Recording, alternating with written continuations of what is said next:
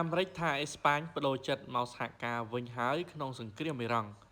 អាមេរិកអះអាងថាប្រទេសអេស្ប៉ាញបានបដូរចិត្តមកសហការជាមួយខ្លួនវិញនៅក្នុងប្រតិបត្តិការសង្គ្រាមប្រឆាំងនឹងអ៊ីរ៉ង់នេះបើតាមអ្នកនាំពាក្យសេតវិមានថ្លែងប្រាប់អ្នកសារព័ត៌មានកាលពីថ្ងៃពុធលោកស្រី Caroline Leavitt អ្នកនាំពាក្យសេតវិមានបាននិយាយថាប្រទេសអេស្ប៉ាញបានយល់ព្រមសហការជាមួយយោធាអាមេរិកក្នុងសង្គ្រាមរបស់ខ្លួនលើប្រទេសអ៊ីរ៉ង់បន្ទាប់ពីទីក្រុងម៉ាឌ្រីតបានបដិសេធមិនអនុញ្ញាតឲ្យយន្តហោះចម្បាំងអាមេរិកប្រើប្រាស់មូលដ្ឋានទ័ពរបស់ខ្លួនសម្រាប់ប្រតិបត្តិការដោយមិនបានផ្ដល់ព័ត៌មានលម្អិតអំពីកិច្ចសហប្រតិបត្តិការរបៀបណានោះអ្នកស្រី Caroline Leavitt និយាយរៀបរាប់ថាវាជាការយល់ដឹងរបស់ខ្ញុំក្នុងរយៈពេលជាច្រើនម៉ោងកន្លងមកនេះពួកគេបានយល់ព្រមសហការជាមួយយោធាអាមេរិកហើយការអាងនេះធ្វើឡើងនៅ2ថ្ងៃបន្ទាប់ពីរដ្ឋមន្ត្រីការបរទេសអេស្ប៉ាញប្រកាសថា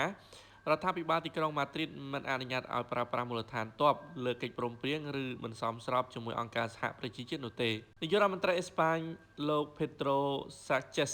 ថែមទាំងបានថ្កោលទោសការវាយប្រហាររបស់អាមេរិកនិងអ៊ីស្រាអែលលើប្រទេសអ៊ីរ៉ង់កាលពីថ្ងៃសៅរ៍ដោយចាត់ទុកថាជារឿងអយុត្តិធម៌និងជាការអន្តរាគមន៍យុធាដ៏គ្រោះថ្នាក់នៅខាងក្រៅអាណាចក្រនៃច្បាប់អន្តរជាតិនិងជាការចាក់ឆ្ងាយពីគោលនយោបាយរបស់សហរដ្ឋអាមេរិក។